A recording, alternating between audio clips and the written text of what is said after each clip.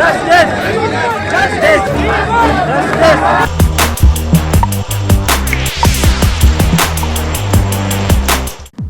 मैं हूँ आशी और आप वॉइस अब देख रहे हैं। पैसों के लालच में रात में भी लड़कियों को देते हैं बेसमेंट लाइब्रेरी में एंट्री। जी हाँ, आपने बिल्कुल सही सुना। ये खबर दिल्ली के ओल्ड राजेंद्र नगर की है। यहाँ चल रही कोचिंग में हुए हादसे ने राजधानी के उन तमाम कोचिंग सेंटर पर सवाल खड़े कर दिए हैं जिनके लाइब्रेरी या क्लासेस बेसमेंट में चल रही है।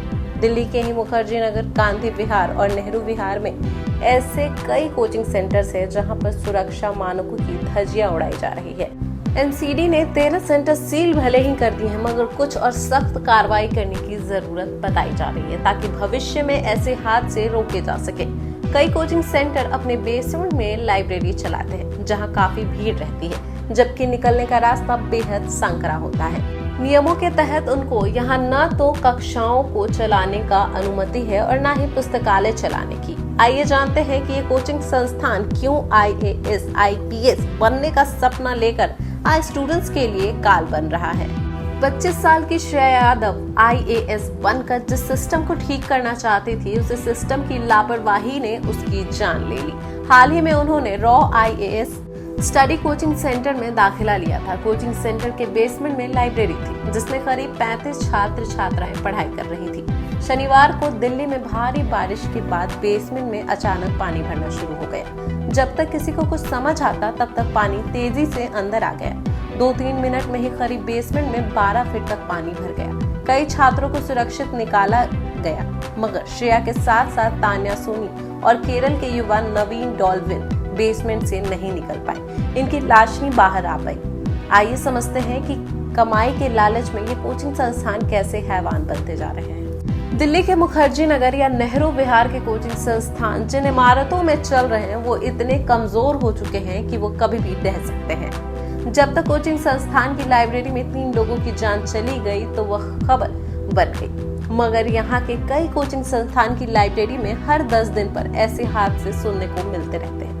जब कोई छात्र शॉर्ट सर्किट से झुलस जाता है या किसी को सफोकेशन से अस्पताल पहुंचाया गया। कई बार तो बिल्डिंग कमजोर होने से सीढ़ियां तक टूट गई हैं और इस वजह से कई लोग घायल हो जाते हैं, मगर ये खबर बाहर नहीं आ पाती है। मुखर्जी नगर के एक कोचिंग संस्थान से जुड़े विवेक दिवाकर बताते हैं कि नेहरू विहार या मुखर्जी नगर में महज 50 गज की बिल्डिंग में बेसमेंट में नियमों को ताक पर रखकर लाइब्रेरी चलाई जा रही है। इन लाइब्रेरी की निगरानी करने वाला कोई नहीं है। 50 गज की बेसमेंट लाइब्रेरी में 40 स्टूडेंट दिन रात किताबों में आंखें गड़ाए पढ़ते रहते हैं। विमल त्रिपाठी कहते हैं कि इन नियमों के अनुसार ज्यादातर लाइब्रेरी को दिन में ही चलाया जाता है, मगर ये रात को भी चलती रहती है। कुछ लाइब्रेरी में तो लड़कियों को भी रात में एंट्री देती है।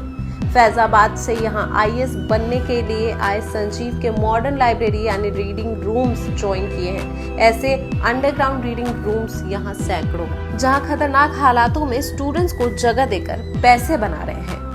दिल्ली के ओल्ड राजेंद्र नगर, मुखर्जी नगर, नेहरू विहार, गांधी विहार जैसे इलाकों में बने अंडरग्राउंड लाइब्रेरी कम रीडिंग रूम में कभी भी बड़ा हादसा हो सकता है जिसे नजरअंदाज किया जाता है। कोई मानक बनाए गए हैं, मगर कोई भी कोचिंग संस्थान इनका पालन नहीं करता है। कुछ छोटे कोचिंग संस्थान तो नियमों को मानते भी हैं, मगर बड़े कोचिंग संस्थान नियमों की खुलकर धज्जियां उड़ाते हैं। प्रशासन भी इस पर हाथ नहीं डालता है। ज्यादातर बिल्डिंग कमजोर हो चुकी है।